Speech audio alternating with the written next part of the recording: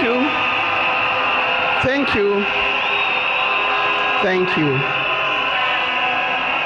To His Excellency, the President of the Republic of Kenya,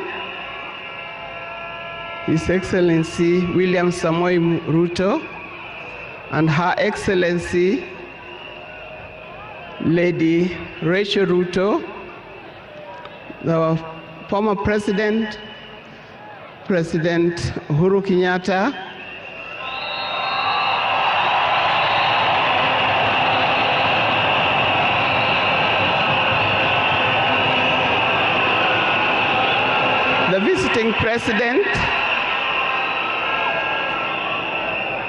the visiting President past and present, the Deputy Presidents,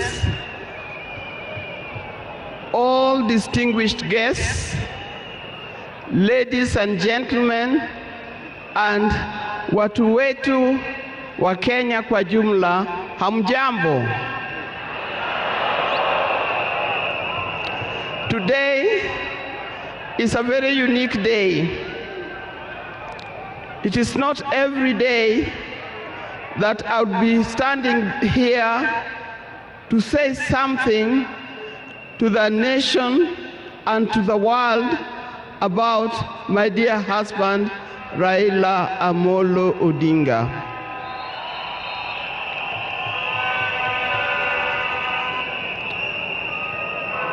For those who don't know me, I've got a very long name. They call me Canon Dr. Idah Betty Odinga, EST. Now, these names don't just come like that, but they are names that are given. I cannot forget the name that the public has given me, called Min Pin.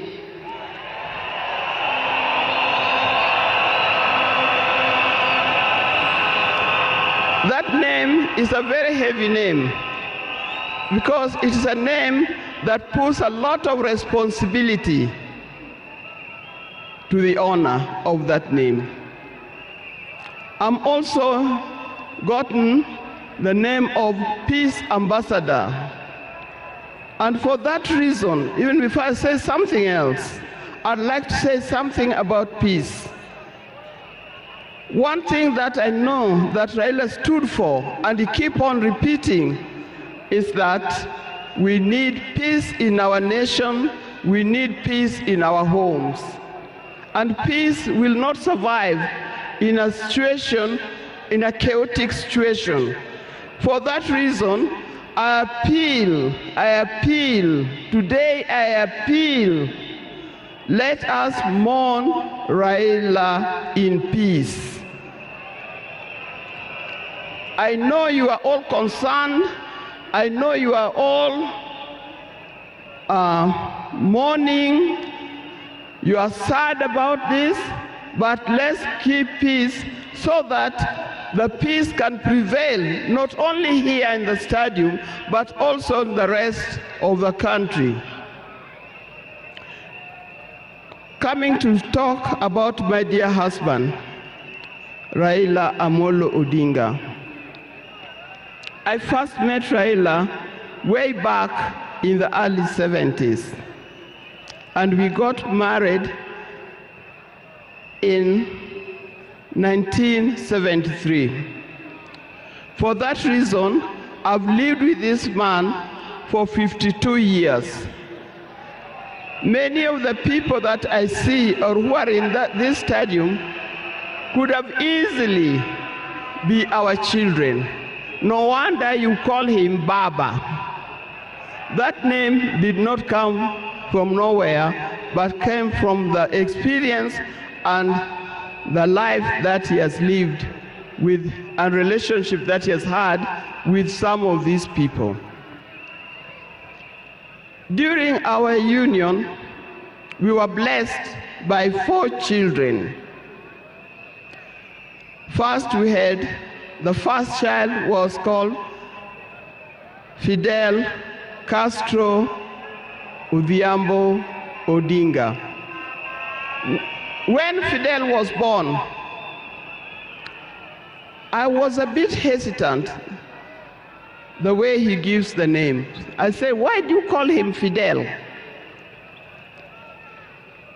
Then he said he was a great admirer of Fidel Castro, and therefore he named his first child Fidel Castro Odinga.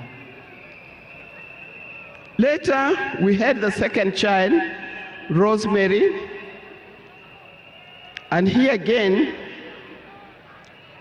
Rose is the name of my mother, and Mary is the name of his mother. We combined the two names together, and we call the child Rosemary. It also has a meaning to us. When it came to the third one, and he named after his best friend and his cousin called Raila Kembo, with whom they shared the name. So we ended up with Raila Odinga. Last, there was a big gap, and I'll explain to you. Last came the fourth child. The fourth child, when I went to the hospital, and you know those mothers, you end up somewhere in labor ward. And I was watching the television. And on the television, that's the time when Nelson Mandela had come out of prison. It was he's been there for 27 years. Raila also had been in prison, but that's not why we named her Winnie. And I was watching the television, I could see Nelson Mandela and Winnie Mandela holding hands as Mandela walked out of the gates of the prison. By then, I didn't know what kind of child I was going to get. But then I said, if it's a boy, we'll name him Wilson Mandela. But if it's a girl, will be Winnie Mandela. And therefore, Winnie Mandela arrived. And that's the fourth child. I see when you look at this naming of the children, I know these days you can name your child anything that you want. But I'll appeal to those who are still having babies. Give your child a meaningful name. Because you name them people you never saw, you never heard of, simply because it saw the name written somewhere. There's nothing wrong with giving our children the names of the people who in our lives we think are the heroes. Our life was not smooth life.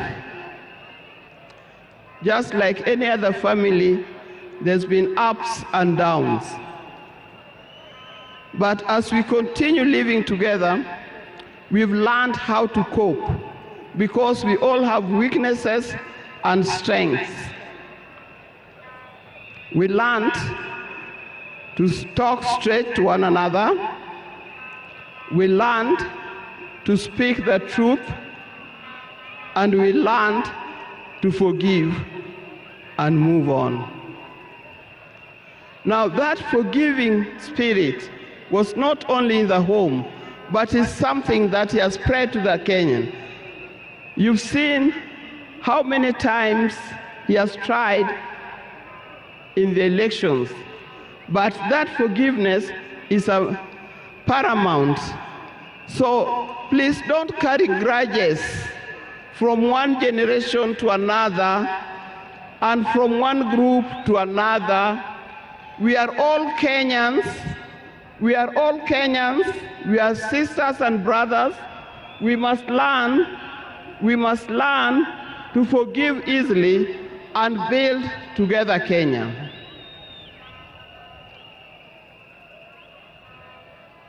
Towards the end, I'll not say everything. I would like to say everything, but time would not allow.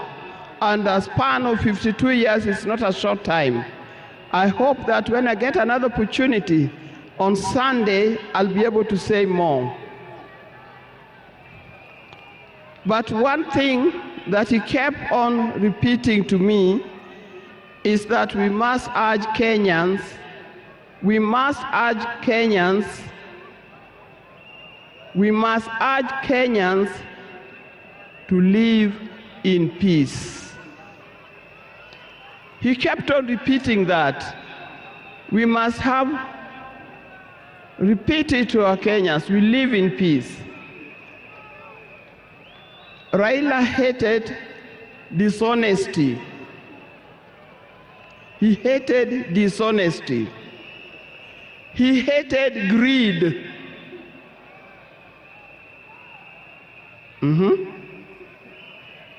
The greed that have affected the main fabric of our society. The greed that leads to stealing from the public coffers. The greed that leads to corruptions. That's the kind of thing that Raila would not have liked to see. So, you people, you Kenyans, I'll tell you more.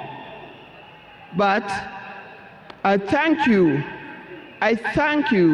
those who have come and those who are watching us from other places. I thank you for standing with this family. I thank you for being here for us. And I thank you for helping us to mourn Raila. May his soul lie in eternal peace. And for the people of Kenya, I wish you well, thank you, and may God bless you. Thank you.